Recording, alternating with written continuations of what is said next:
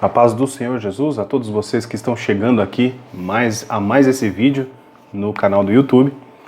E nessa oportunidade também estaremos falando a respeito de uma aula para a Escola Bíblica Dominical.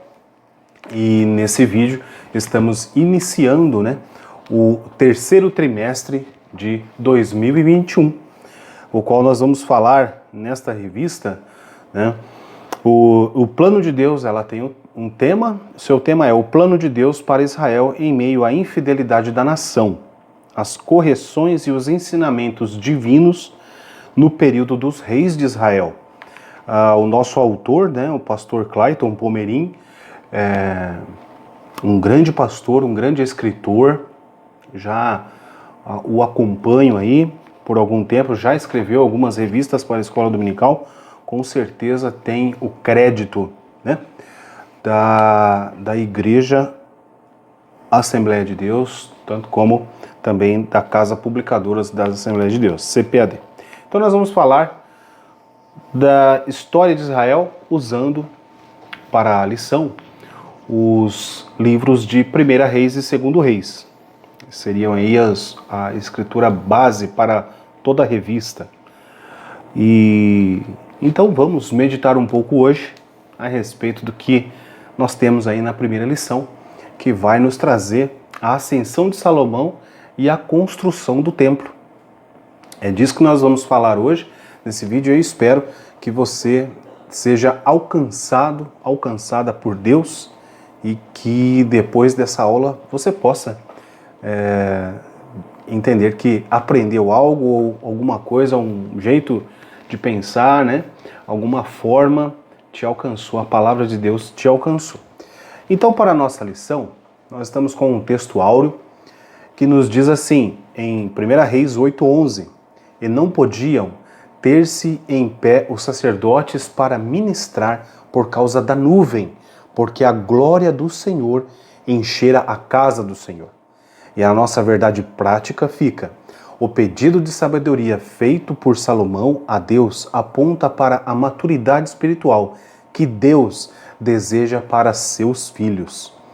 A nossa leitura bíblica em classe está no livro de 1 Reis, no capítulo 4, do verso 29 ao 34, e depois no capítulo 6 de 1 Reis, o primeiro versículo e também do versículo 11 ao 14.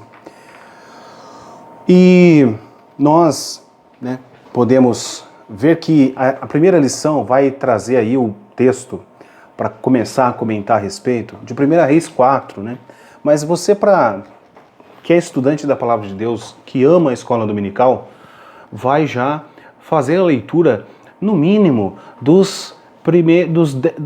primeiro capítulo até o 15º, para você compreender um pouco dessa lição, e com certeza você vai ler e vai ter muitas outras referências, para que chegamos aí a uma compreensão melhor do que essa lição vem nos trazer, tá certo? Então ele fala, olha só, a primeira lição vai falar no capítulo 4, Nós temos o capítulo 1, 2 e 3, acontecendo inúmeras situações ali, porém a lição vem com a base nesse capítulo 4 e 6, tá certo?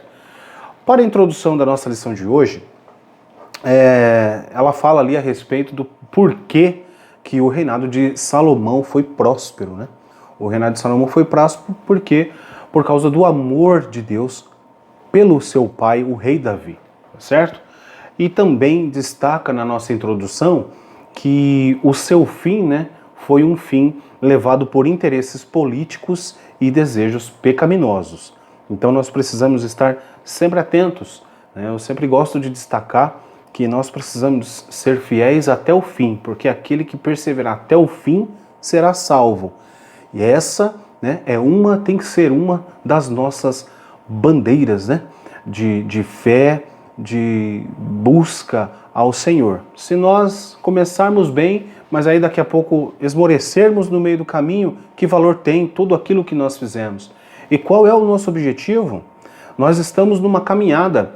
Jesus nos chamou para uma caminhada que, e ele fala bem isso, que não vai ser fácil, vai ser com bastante obstáculos, muitas coisas vão vir contra, Mas nós precisamos estar o quê? Firmes com Jesus. com certeza estaremos chegando ao final da nossa trajetória, ao final da nossa vida, com a vitória garantida em Cristo Jesus. Amém? Então, nós vamos ver aqui os aspectos da vida de Salomão, que ele foi um homem sábio e que em determinado momento Deus aparece para ele e ele pede sabedoria, coisa maravilhosa, né? E aí, no fim, nós entendemos, acompanhando a história, o enredo de sua história, que não foi um bom fim, certo? Precisamos entender que nós precisamos olhar no espelho e perguntar para nós mesmos, né? Se é que há essa possibilidade. O que eu tenho feito, o que eu tenho sido, qual é a minha, hoje eu falei na sala de aula, qual é a minha relevância no reino de Deus ao qual nós estamos inseridos. Nós não somos qualquer coisa em qualquer lugar, nós não somos pequenininhos demais para não sermos, para que aquilo que eu posso fazer não tenha relevância. Tem relevância sim, nas mínimas coisas, né? A totalidade é feita de detalhes, então nós precisamos estar atentos. E nessa aula nós vamos passar aqui, dentre alguns assuntos, que vai refletir, né? Nós vamos refletir a história de Salomão. Ok, pessoal? Então, o primeiro capítulo, a sabedoria de Salomão. A virtude de Salomão, nós vamos falar, o sábio que pede sabedoria, é a sabedoria na prática da vida. Então, para o primeiro ponto, a virtude de Salomão, né? A virtude de Salomão, ele já era um homem sábio. Ele já era um homem sábio. Quando encontra-se ali a história de Salomão, no capítulo 3 de 1 Reis, e ele vai, né, para um determinado local, sacrifica, faz 1000 sacrifícios, e aí no momento que eu acredito que ele se cansou de todo o trabalho, enfim, ele vai descansar, e nesse momento Deus aparece em sonhos para ele, em sonho. E aí Deus fala, o que você quer? Eu te dou. Né? O que você quer? E ele, na sua capacidade, aquilo que ele já era. Ele era um homem que não foi um homem escondido no palácio, brigando com os irmãos. Ele não foi um homem que nós não vemos, né?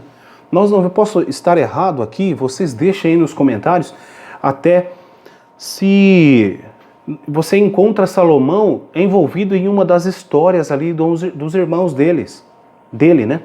A história lá de Tamar, que começa aquela situação horrível, horrenda na casa de Davi, em todos os momentos eu não vejo Salomão ali. Salomão, ele vem para a história bíblica em um momento em que ele é chamado para tal. Salomão, ele não tenta usurpar, ele não tenta matar, ele não tenta fazer nada. Em um momento em que ele estava, na verdade, se preparando, certo? Nós vemos que Salomão, ele chega na história, ele não chega como uma pessoa que não sabe o que está fazendo e uma pessoa que não sabe o porquê veio. Ele sabe para que veio, é definido isso na vida dele, e ele não é qualquer um, não é uma pessoa levada por um conselho bobo, né?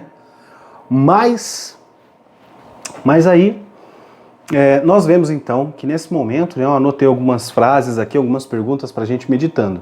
Então, Salomão já apresentava traços, né, dessa virtude, que é qual? Sabedoria, tá certo? E aí eu coloquei assim, qual dentre nós pediríamos tal coisa para Deus?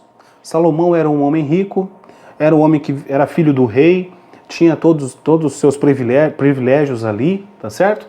De qual era a sua necessidade? De roupa, de alimentos, né? A necessidade dele era o quê? Um carro? Não tinha carro. Era um camelo novo para andar? Ele tinha à disposição. Qual era a necessidade de Salomão? O que ele precisaria, né? Não vemos isso, essas necessidades materiais, essas coisas que circundam a nossa vida, pelo tanto que nós trabalhamos e corremos para que nós possamos ter, né, algo de conforto. Nós não vemos essa necessidade na vida de Salomão.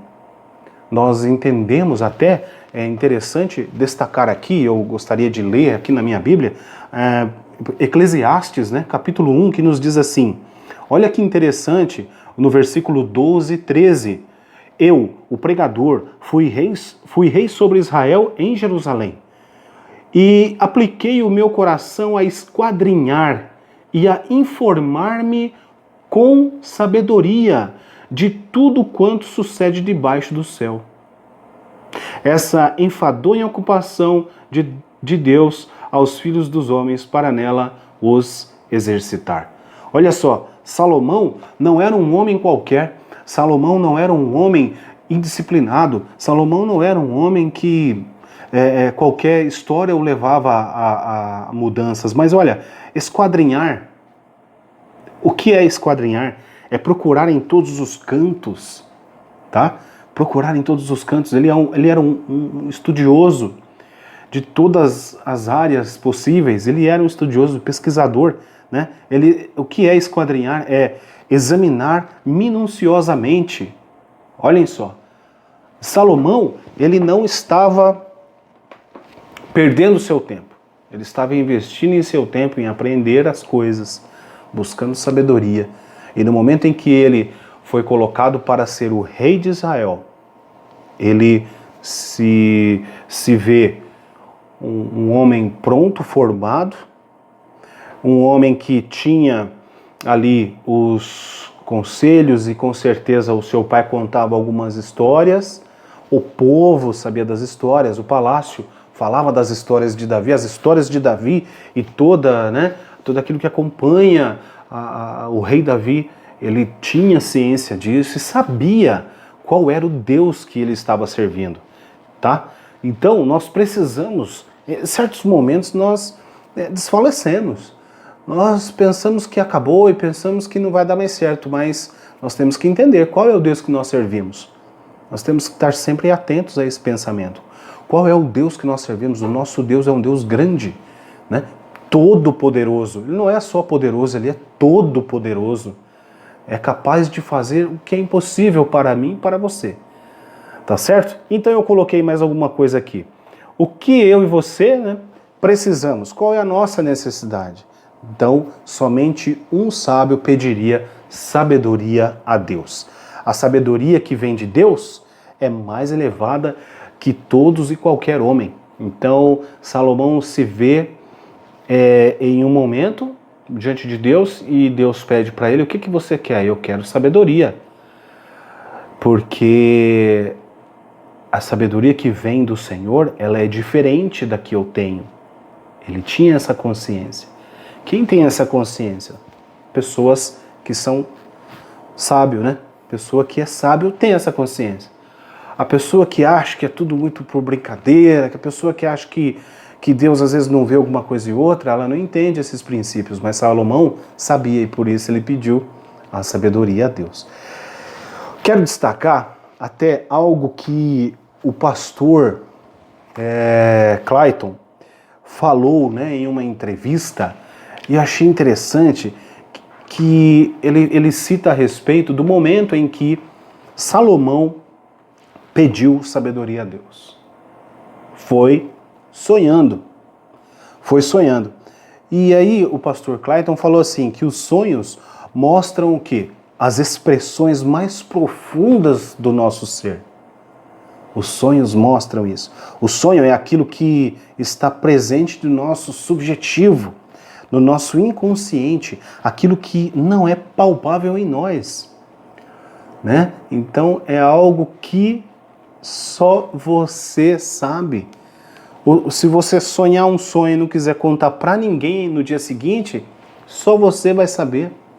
Se você tem algo que mostra o seu subconsciente, no sonho acaba aparecendo.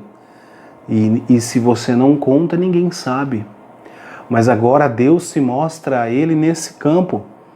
No campo do sonho, se mostra em um sonho. E ele revela o seu querer. Aquilo que tem no seu subconsciente. O que ele deseja. O que ele quer para a vida. E o que ele queria. A sabedoria. E ele fala, né? Sou pequeno, né? Não sei como entrar e sair de diante do povo, né? Esse povo grande. Nós vamos ver mais adiante aqui a respeito dessa passagem. Então, fica esse detalhe dos sonhos, tá?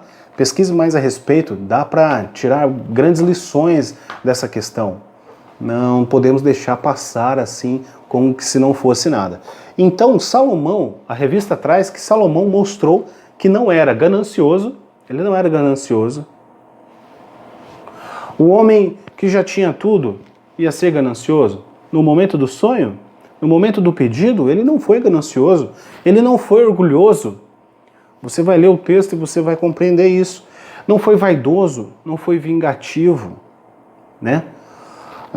Nós vemos que a revista explica esses pontos, né? Mas para chegarmos ao momento em que ele faz os pedidos, aconteceu algumas coisas que é muito importante nós também buscarmos aí a saber, né? Salomão, ele se achega, Davi ainda é vivo, Davi busca lá o profeta e o sacerdote, coisas que não eram naturais, né? Um rei ser coroado por um profeta e o sacerdote, o coroa, e daí tem o irmão dele lá fazendo festa, falando que era rei, porque por um mero capricho, né? Mas aí nós vemos a mão de Deus, o querer de Deus, tudo aquilo que Deus tinha preparado para o povo, né? Interessante que Deus, ele não faz coisas aleatórias por fazer, só para mostrar que ele é grande. Deus não precisa fazer isso. Deus faz as coisas que acontecem na nossa vida, como aconteceu na história de Salomão, na história de Israel, porque tudo tem um propósito, tudo tem um momento, né? Ele mesmo fala em Eclesiastes que para tudo tem um tempo, tá certo? Então vamos seguindo aqui. Para o ponto 2, no capítulo 1 ainda, o sábio pede sabedoria, né? E eu coloquei assim: em seu pedido a Deus podemos observar o quê? Reconheceu e lembrou das suas raízes. Ele não colocou, ele não começa a fazer o seu pedido de uma maneira assim: bom, eu sou o sábio, eu sou agora o rei, eu sou o homem do momento, né? E por isso eu preciso aqui da ajuda aqui do Senhor, eu preciso da sabedoria. Não, olha o que ele fala: de grande beneficência usaste tu com o teu servo Davi. Mostra humildade, né? Meu pai, ele começa honrando aquele que era antes dele. Como também ele andou contigo em verdade e em justiça e em retidão de coração. Salomão conhecia as histórias. Salomão sabia quem era o pai dele. Né? Sobretudo aí que existe a questão dos pecados de Davi, mas não tira, a Escritura não tira, Deus não tira de Davi isso, que andou em retidão de coração. Davi, ele errava, mas ele tinha o diferencial, que era se arrepender e reconhecer o seu erro, tá certo? Então, a Escritura, ela não tira isso de Davi. Em retidão de coração, perante a tua face, e guardaste-lhe esta grande beneficência. Ele deste um filho que se assentasse no seu trono. Como se vê nesse dia? Essas são as palavras de Salomão no momento do pedido, no sonho.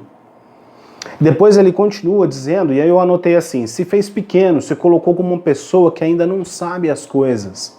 Diante de Deus, o que somos? Não somos nada. Diante de Deus, somos uma poeirinha.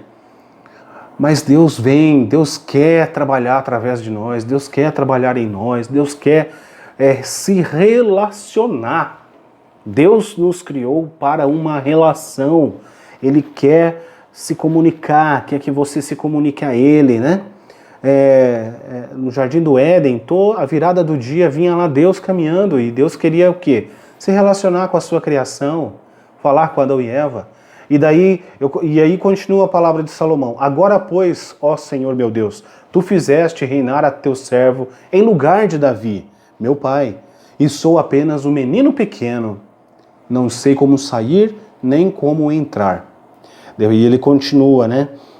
E teu servo está no meio do teu povo que elegeste, povo grande, que nem se pode contar nem numerar pela sua multidão.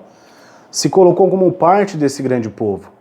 Ele não se colocou como os reais do povo, mas ele se colocou como o povo. olha, eu faço parte desse povo, eu não sou além desse povo, eu não sou superior a esse povo. Então, nesses momentos, nós vemos o quê? A humildade de Salomão. A humildade de Salomão.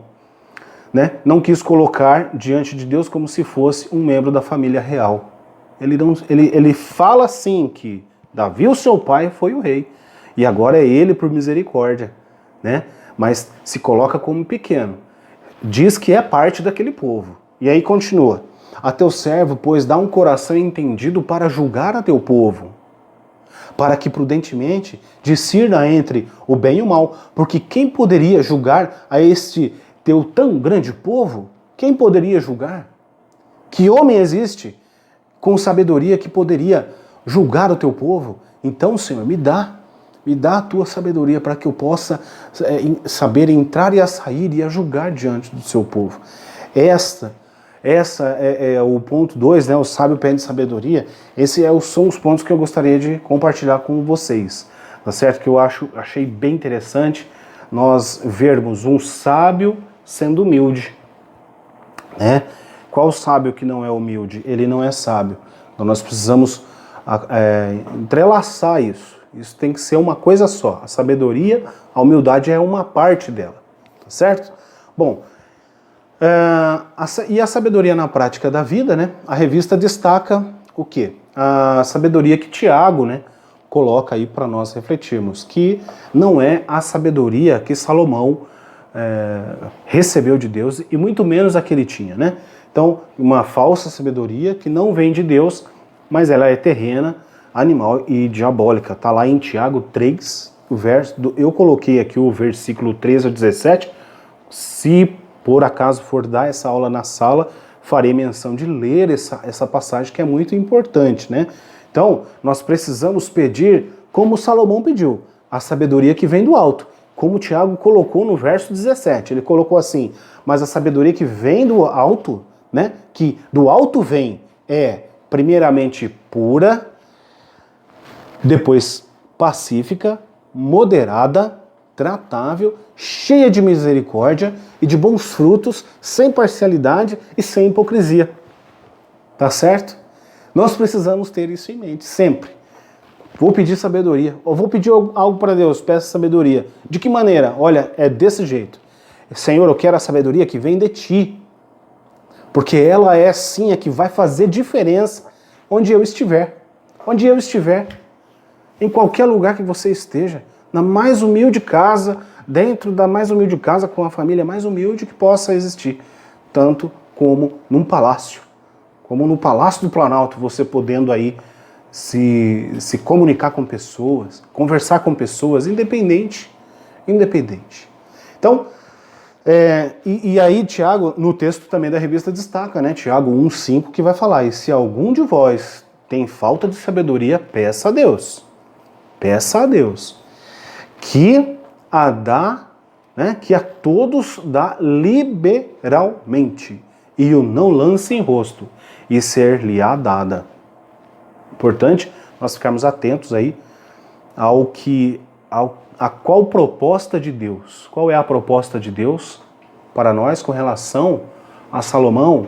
O que Deus quer nos ensinar? O que eu e você nós vamos aprender aqui através da vida de Salomão? A sabedoria de Salomão, o caminho de Salomão, o caminhar de Salomão, né? Bom, e também vemos aí que logo depois do encontro com o Senhor, eu quero até sair um pouquinho da lição e ir para o texto bíblico, dizendo o seguinte, que quando ele está, no início do capítulo 3, vai dizer que ele está em um determinado local fazendo sacrifícios, ele pega no sono, Deus fala com ele, e depois quando ele acorda, ele vai sacrificar onde? Ele muda o lugar de se fazer o sacrifício, percebe? Antes ele estava nos altos, né? E de certa forma não soava bem para o povo judeu sacrificar nos altos, mas aí agora ele começa a sacrificar diante da arca, tá bom? Então, nós vemos essa mudança já, né? Que ele começa a entender que as coisas com Deus é diferente, já é momentos da sabedoria divina, Momentos da sabedoria divina, que vai nos mostrar coisas que ninguém nunca nos falou. Não é assim a sabedoria? Vai nos mostrar coisas que nunca ninguém nos falou. Mas isso é correto, isso é sábio de ser feito. Muito bem. E aí temos o episódio com as duas mães, né? Que um bebê morre e ele tem que desvendar, ele tem que julgar. Foi isso que ele pediu para Deus, que possa julgar? Ele estava julgando a causa dessas mães. E tem aquela ideia, né? Tem aquele momento lá, pegou o soldado, tira a espada e vamos aqui dividir o bebê no meio e dar uma parte para cada e pronto, resolveu. É claro que ele não iria fazer tal coisa, é claro que ele não iria permitir, mas a sabedoria mostrou isso a ele. A mãe de verdade, a mãe verdadeira se manifestou a favor da vida da criança e ela recebeu a sua criança da mão do rei, né? Então, sabedoria. O que eu e você faríamos no momento desse? Nós íamos fazer o DNA, tá certo? Não tinha DNA para ser feito, não tinha como fazer isso. Mas aí a sabedoria de Deus fez diferença e cumpriu aí o propósito, né? E depois também vemos o episódio da rainha de Sabá, né? Que veio, a Bíblia cita assim no verso de número 1 do capítulo 10, que veio prová-lo com questões difíceis.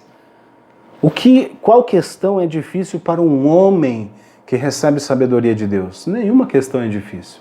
Ele pode ser provado, mas vai passar tranquilamente, não é verdade? E aí ela fica, né? A Bíblia diz que ela fica muitíssimo, né, admirada com tudo que vê. Então, 1 Reis, capítulo 10, do 4 ao 9, também não vamos ler, né? Mas interessante o texto para nós meditarmos aí e acompanharmos essa história da rainha de Sabá, que vê uma grandeza na vida de Salomão, e essa grandeza ela vê e reconhece que é de Deus, que não é simplesmente dele. Ele a possui, sim, a sabedoria, mas que Deus, né, deu a ele. Tá certo? Bom, e aí nós partimos agora para o segundo capítulo, a consolidação do poder, né?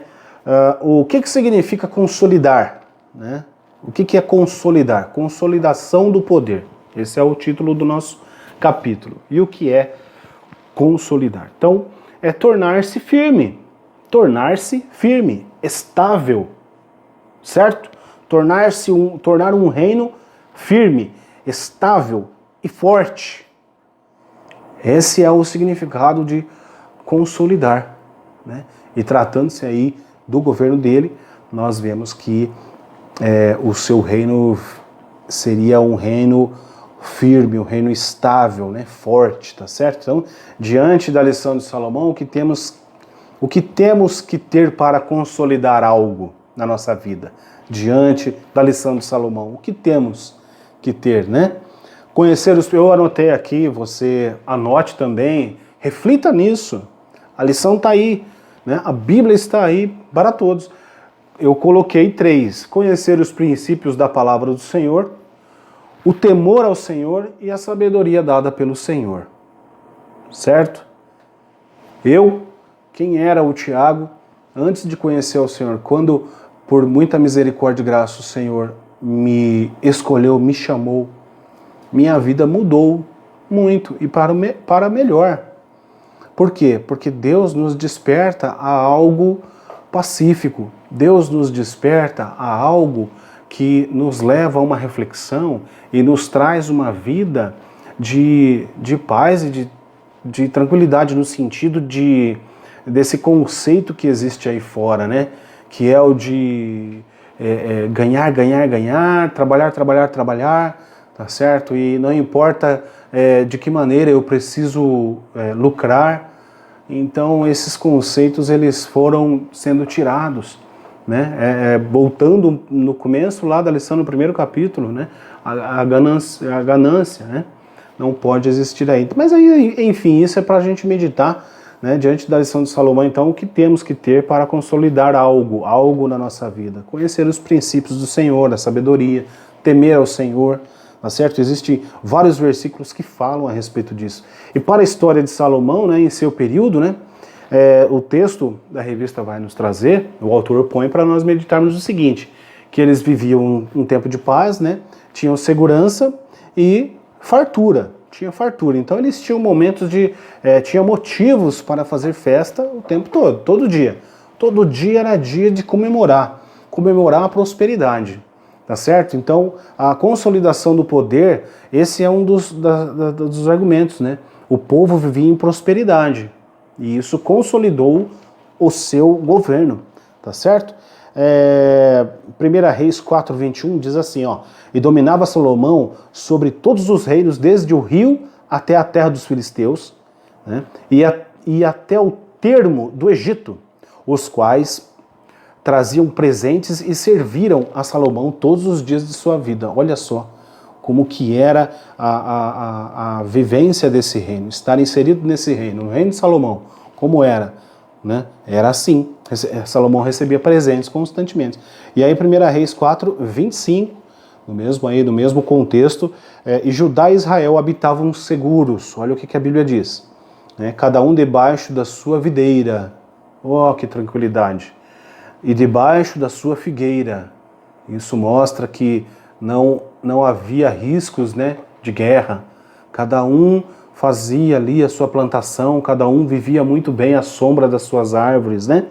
Desde Dan até Berseba, todos os dias de Salomão, tá certo? Então naqueles dias, a guerra, olha, eu anotei isso aqui, você comenta aí também se você discorda ou concorda, enfim, quer colocar um comentário que some a isso, mas naqueles dias a guerra deixa de ser o grande negócio e a moda era falar de Salomão, tá certo? De suas proezas e de sua sabedoria. A prosperidade era grande, né? Cada um vivia sua vida tranquilamente por 40 anos, né? Nós temos que lembrar que Saul, o primeiro rei, foi 40 anos do seu reinado. Davi, o segundo rei, 40 anos. E Salomão também, 40 anos, a título aí de curiosidade, tá certo? E aí no capítulo 2, no tópico 2 do capítulo 2, a consolidação do poder, o que a gente percebe então? Em 1 Reis, no capítulo 11, do 1 ao 6, né, diz assim, começa dizendo assim: e o rei Salomão amou muitas mulheres estrangeiras, além da filha de Faraó. Olha aí o perigo, né? Moabitas, Amonitas, Edomitas, Sidonias e Etéias, das nações que o Senhor tinha falado aos filhos de Israel. Não chegareis a elas, e elas não chegarão a vós, e de outra maneira perverterão o vosso coração para seguirdes os seus deuses. A estas se uniu Salomão com amor. O ponto 2 aí do capítulo 2 vai dizer assim, que o orgulho precede a queda, tá certo? Nós precisamos estar atentos à palavra do Senhor, o desejo do Senhor para a sua igreja. Aqui nós temos o contexto de Israel, nós temos o contexto e período dos reis de Israel, Salomão, o terceiro rei de Israel, mas nós precisamos estar atentos qual é o mandamento do Senhor. Toda a Bíblia é um mandamento do Senhor, toda a palavra é palavra do Senhor, a Escritura, a Bíblia, os livros, a Escritura, a Sagrada Escritura é o mandamento do Senhor. Nós precisamos estar atentos a isso, nós precisamos nos debruçar mais sobre a palavra do Senhor, para que ela cada vez mais possa ditar aí os nossos passos, para que nós não nos entremos em caminhos que não há volta e que tem uma consequência gravíssima para a nossa vida. Então nós precisamos estar atentos. Salomão sabia que não era para fazer isso e ele fez. E aí é o princípio da sua queda, né? Que então vem o texto falar, o orgulho precede a queda. Então, Salomão, olha só, permitiu certos desvios que eram pequenos no início, mas se tornaram, mas tomaram proporções gigantescas. Né? Então nós precisamos estar atentos aí. Até tem aqui uma observação do Salmo 73, né? O Salmo de Asaf, né? Que vai dizer assim, olha só, o Salmo 73, do verso 1 ao 3, nos diz assim: verdadeiramente bom é Deus para com Israel, para com os limpos de coração. Ok. Próximo versículo. Quanto a mim, olha o que Asaf fala. Os meus pés quase se desviaram, pouco faltou para que escorregassem os meus passos, pois eu tinha inveja dos nécios, quando via a prosperidade dos ímpios. Que perigo para nossas vidas. Ainda mais nesses dias que estamos passando.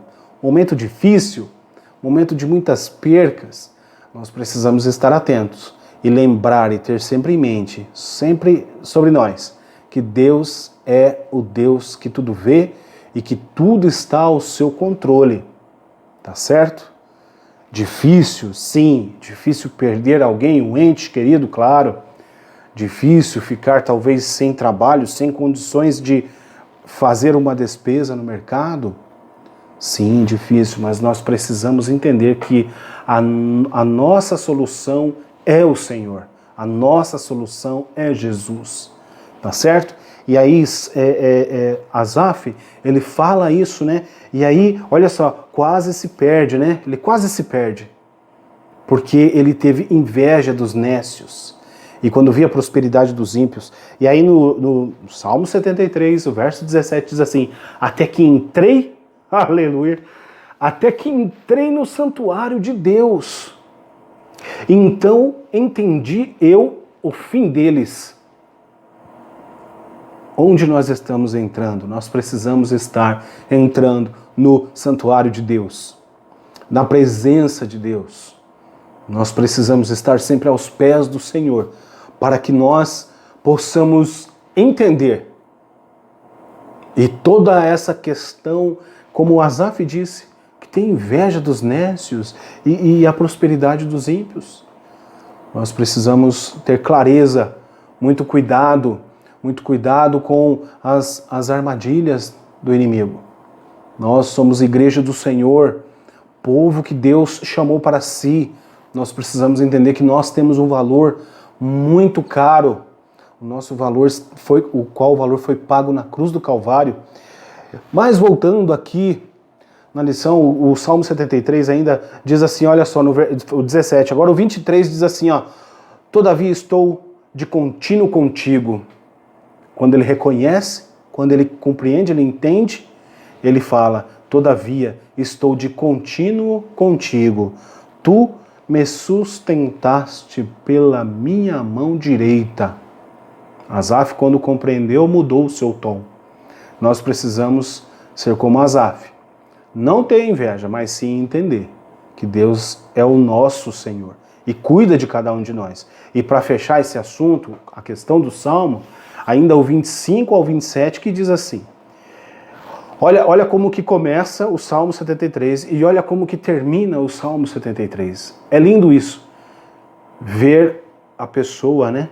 Olha só, Asaf foi lá, colocou qual que era o seu sentimento inicial, mas conta a história dele, vem ali trazendo nas linhas que ele, quando ele entende, quando ele entra no santuário, quando ele entra na presença de Deus, ele entende o fim, ele compreende que Deus é maior, né? E que o sustento dele vem através de Deus. E aí o 25 e 27 diz assim: quem tenho eu no céu senão a ti? Que pergunta, né?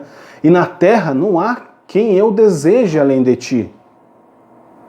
O foco da minha vida é o Senhor, é agradar ao Senhor, é esperar no Senhor, né? A minha carne e o meu coração desfalecem, mas Deus é a fortaleza do meu coração e a minha porção para sempre. Aleluia. Pois eis que os que se alongam de ti perecerão. Não podemos nos alongar de Deus, porque perecerão.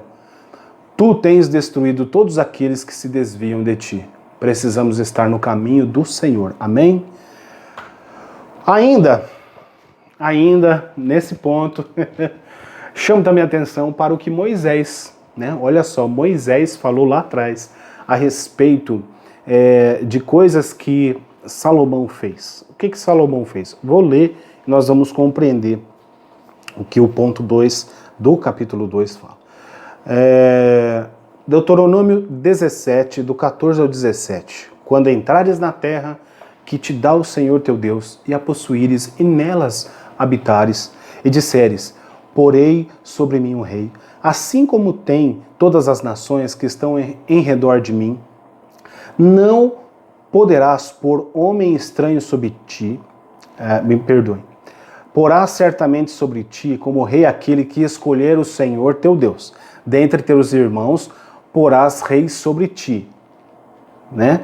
E aí fala, não poderás pôr homem estranho sobre ti que não seja de teus irmãos. Essa era já uma dica deixada lá, né?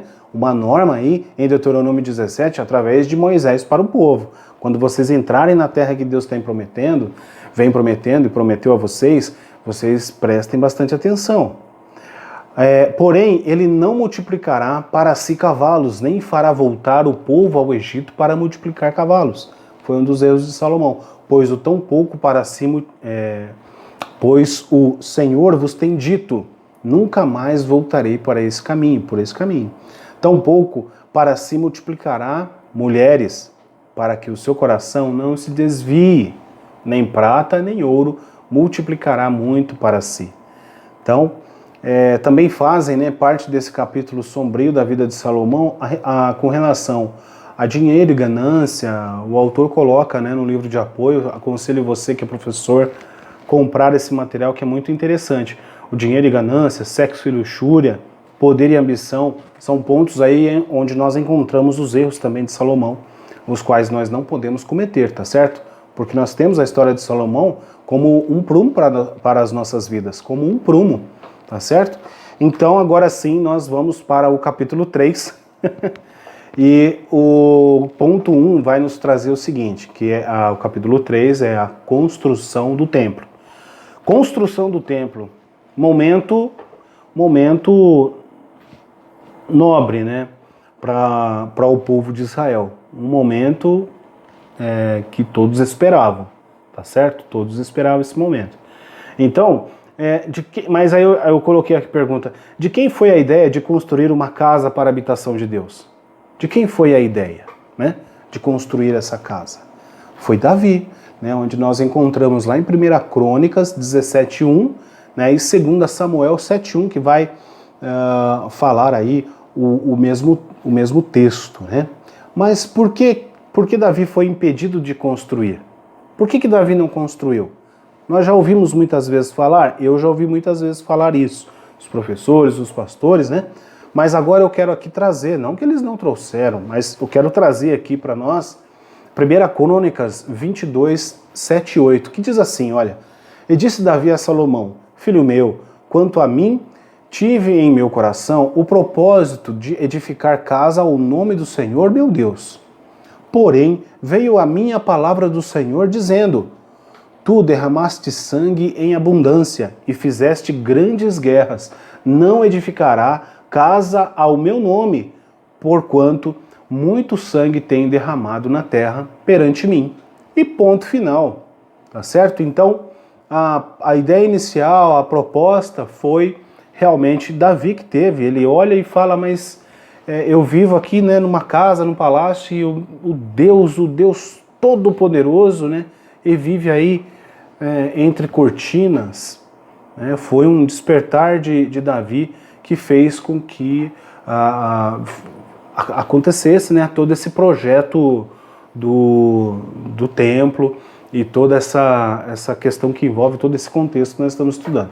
Então, o projeto, né, de início para as obras estão em 1 Reis, e aí nós vamos voltar para 1 Reis, falarmos do projeto inicial, né, de início para as obras estão em 1 Reis, no capítulo 5, olha só, nós estudamos, nossa leitura foi 4 e 6, né? Agora é capítulo 5, do versículo 3 ao 5, e você vai ver ali que ele fala, né, a Irão, né, a respeito do que aconteceu. Então, bem sabes tu que Davi fala para o rei Irão, meu pai não pôde edificar uma casa ao nome do Senhor, seu Deus, por causa da guerra com que o cercara, né? e até que o Senhor pôs né, os seus inimigos debaixo da planta dos seus pés. E aí vem toda a conversa aqui, né? Não vou ler muito para não ficar muito extenso, mas foi naquele momento em que Salomão, ele começa, né, ele vai agora colocar forças, empenhar forças para a construção propriamente. Ele pede madeiras para Hirão do Líbano e ele fornece para Salomão. E acha isso algo, né, um negócio muito proveitoso, porque era uma negociação, né? Era um comércio que eles estavam fazendo, não era nada imposição de rei mais forte com o rei mais fraco, né? Então, ele começa a obra do templo, a construção do templo, no 4º ano do seu reinado, né? E leva 7 anos para acabar. Eu li alguns documentos aqui, algum estudo, material de estudo, que falaram 7 anos e meio, enfim. A Bíblia está lá, o texto bíblico, dizendo que levou 7 anos, né? Isso está lá em 1 Reis 6:38, tá certo? Então Salomão quis demonstrar seu imenso amor a Deus, né? Se empenhando força, se dedicando esse período todo para fazer a casa do Senhor, né? E edificando-lhe uma morada de altíssima qualidade e excelência, tá? Então, devido a todos os detalhes e a colocação de ouro no lugar santíssimo, no teto, nas paredes e no piso, então mostrou aí a valorização, né, que o Salomão deu para a construção do templo. Isso é muito importante nós também nos despertarmos qual é o valor que nós estamos dando para a nossa igreja, tá certo? Quais são inúmeras situações em que vivemos, inúmeros momentos que passamos, mas independente disso, qual é a valorização que nós estamos dando, né, para ao nosso ministério? Eu digo como igreja lá, a igreja, o prédio, aos pastores que nos lideram, né, os irmãos que estão ali trabalhando, nós precisamos também atentar quanto a isso, né? Mas assim, em tudo que Salomão fez, só para a gente comentar, que eu coloquei algo da minha mente aqui, mas sabendo que no céu, né, nós sabemos que no céu as ruas são de ouro, né? O material mais precioso da terra, lá no céu as ruas são de ouro. É só a gente ler Apocalipse 21:21, tá certo? Que diz lá que a rua principal da cidade é de ouro puro. É de ouro puro. Nós estamos tratando agora de coisas que vão acontecer, né? Bom, ainda não. Agora no segundo ponto da construção do templo, nós vamos ver aqui que o que está acontecendo. Então eu coloquei, o autor colocou assim o tema, né? O ponto, o templo do Espírito Santo. Ora, o templo do Espírito Santo, qual é o templo do Espírito Santo? Nós somos o templo do Espírito Santo, eu e você. Nós, nosso corpo. No Velho Testamento, nós entendemos que o Espírito de Deus, ele vinha sobre a pessoa, dava capacidade para que a pessoa fizesse aquela obra naquele determinado momento, aquela determinada hora, mas depois se retirava da pessoa, não permanecia. E nós vemos que hoje, para os nossos dias, para o nosso tempo, o Espírito Santo vem até nós e habita em nós, tá certo? E nós somos a morada de Deus, a morada do Espírito. Então, é um pouco diferente. O autor colocou, o pastor Clayton colocou, né, o templo do Espírito Santo. Fazer menção e distinguir bem, né, porque nós não podemos endeusar o templo, né, que é, na verdade, o que acontecia no Velho Testamento. Como a presença de Deus estava naquele lugar, como, né, nós vamos ver no próximo e último ponto aqui, do capítulo 3, que Deus aprova aquela obra, que Deus se agrada daquele lugar, se agrade de todo o trabalho que eles fizeram o mais possível às suas mãos, o máximo de alcance às suas mãos eles fizeram, né? E Deus se mostra, Deus enche a casa, né? É tanto que nós vamos ver isso no próximo ponto, mas aqui, para então acompanhar a nossa lição, 1 Coríntios 6, do 15 ao 20. Não sabeis vós que os vossos corpos são membros de Cristo? Tomarei, pois, os membros de Cristo e falo-os-ei membros de uma meretriz? Não por certo, não por certo. Ou não sabeis que o que se ajunta com a meretriz faze um corpo com ela? Porque serão, disse, dois uma só carne. Mas o que se ajunta com o Senhor é um mesmo espírito. Fugir da prostituição. E aí vai falando desse tipo de coisa, onde vai tratar da santidade para com o nosso corpo. Os assuntos que envolvem o nosso corpo. Nós não podemos estar envolvidos de forma alguma com situações semelhantes a essa, que são inúmeras situações, tá certo? E aí vem o verso, de número 19 dizendo: ou não sabeis que o vosso corpo é templo do Espírito Santo? A Bíblia registra assim. Isso não é uma apontação de um teólogo ou de alguém que pensou alguma coisa, mas a Escritura nos diz: ou não sabeis que o nosso corpo é o templo do Espírito Santo, que habita em vós, proveniente de Deus, e que não sois de vós mesmos? Não sois de vós mesmos, porque fostes comprados por bom preço. Glorificai, pois, a Deus no vosso corpo e no vosso espírito, os quais pertencem a Deus. Nós temos um Senhor, e Ele tem um nome, e Ele tem um propósito. Nós precisamos estar atentos assim. Depois nós vimos em Atos, falando a respeito dessa questão do corpo, hoje, o Espírito Santo habitar em nós, como templo do Espírito Santo, como templo de Deus. Em Atos 7, Estevão, um grande pregador aí, falando a respeito das coisas de Deus aos sacerdotes, lá aos judeus, disse assim no 47 ao 50, e Salomão lhe edificou casa, mas o Altíssimo, olha só o que ele foi falar para os sacerdotes, os judeus ali, que depois no final do capítulo 7 o apedrejaram, todos conhecem a história. Mas o Altíssimo não habita em templos feitos por mão de homens, como diz o profeta. Aí ele vai citar Isaías 66, Como diz o profeta, estamos ainda em Atos 7, 47 ao 50. O céu é o meu trono e a terra o estrado dos meus pés. Que casa me edificareis? Diz o Senhor. Ou qual é o lugar do meu repouso? Porventura não fez a minha mão todas as coisas? Certo? Então, eu anotei aqui o estudo que eu encontrei, achei bem interessante. Estevão foi acusado de falar contra o templo, Nós vemos em Atos 6, 13. Embora reconhecesse a importância do templo, sabia que este não era o mais importante do que Deus. O Senhor não é limitado, não está presente apenas em uma casa de adoração. Vamos compreender isso. Também habita no coração de todo o que, com fé, recebem-no. Salomão já sabia disto quando orou por ocasião da dedicação do templo.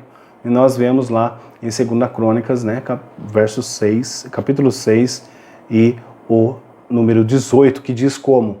Olha o que Salomão fala. Ele já sabia, Salomão já sabia. Ele era o sábio, Sábio Salomão. Mas verdadeiramente habitará Deus com os homens na terra? É uma pergunta que Salomão faz. Eis que o céu e o céu dos céus não te podem conter, quanto menos esta casa que tenho edificado.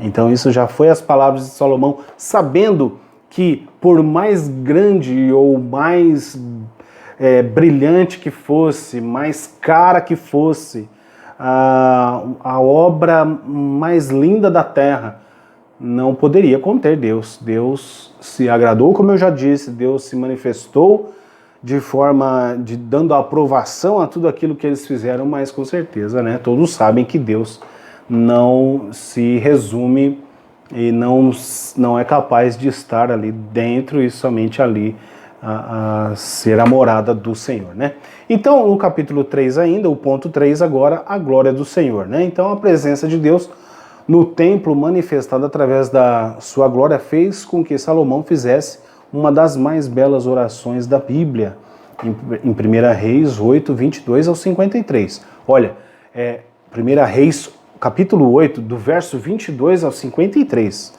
É uma história muito grande, né? Então, mas nisso ele reconhece a sua grandeza, o seu senhorio, seu poder, sua misericórdia, tá certo? E, sobretudo, o seu amor. Nós não podemos esquecer desse principal ponto, tá certo? Então, a presença de Deus expressa a sua aprovação, eu já disse. E como ele, como se ele dissesse, né? Agora é minha essa casa. Deus aprovou, ok, ele aprovou. Mas e aí? Bom, como eu não posso me conter com essa casa não pode me conter completamente, eu tô aqui aprovando e tal, mas depois eu volto. Não, Deus fala, ela é minha. Esse lugar foi dedicado a mim, então esse lugar é meu. Né? Então nós precisamos estar aí observando esse ponto, tá? E ainda que o Senhor disse, né, em Isaías 66, 1, né, o céu é o meu trono, já acabei de falar esse versículo, né? E também o que próprio Salomão falou a respeito da grandeza de Deus, se a casa era possível ou não conter. Não é possível, né? O nosso Deus é muito grande. O nosso Deus, ele, como eu disse no começo, ele quer se relacionar. Nosso Deus, ele quer ter um relacionamento pessoal conosco. E por isso, né? Por isso, ele escolhe uma nação, ele depois dá o seu filho morre, seu filho ressuscita ao terceiro dia, Jesus, e por graça, bondade e misericórdia, nós estamos aqui estudando a sua palavra, nós estamos aqui como filhos buscando a palavra do Senhor para que ela possa nos moldar, para que ela possa nos direcionar, né? Lâmpada para os meus pés e luz para o meu caminho é a tua palavra, né? Então nós precisamos estar atentos a isso. E para então fechar aqui, eu quero ler a conclusão com vocês, né? Que diz, nunca houve na terra um homem com tanta sabedoria como Salomão, e que soube, né, empregá-la com justiça e correção durante anos de reinado. Este grande rei de Israel, em seu governo, proporcionou ao povo de Deus um longo período de paz, né, harmonia e prosperidade. Ele usou a sua sabedoria tanto para consolidar o seu poder, quanto para construir um majestoso templo para a morada e culto a Deus, né? E nós precisamos, como eu já disse no começo, nós precisamos estar aí perguntando para nós mesmos, né? Onde estamos, qual é a nossa função inseridos no reino de Deus, tá certo? Meus queridos, então, que Deus os abençoe. Se você é o professor e me acompanhou na aula, espero que eu possa ter ajudado em algum ponto, espero que realmente Deus possa te levar a pensar melhor em coisas maiores, tá certo? A minha contribuição fica por aqui. Quero agradecer a todos que acompanharam, assistiram. Deixa o like aí no vídeo. Se inscreve no canal para ajudar e tudo. E a gente segue daqui fazendo mais vídeos. Se você gostou, né? Espero no próximo. Ative aí o sininho de notificações e com certeza você vai ser aí notificado quando eu postar o próximo vídeo então. Tá bom? A todos uma boa aula e que Deus os abençoe em nome de Jesus.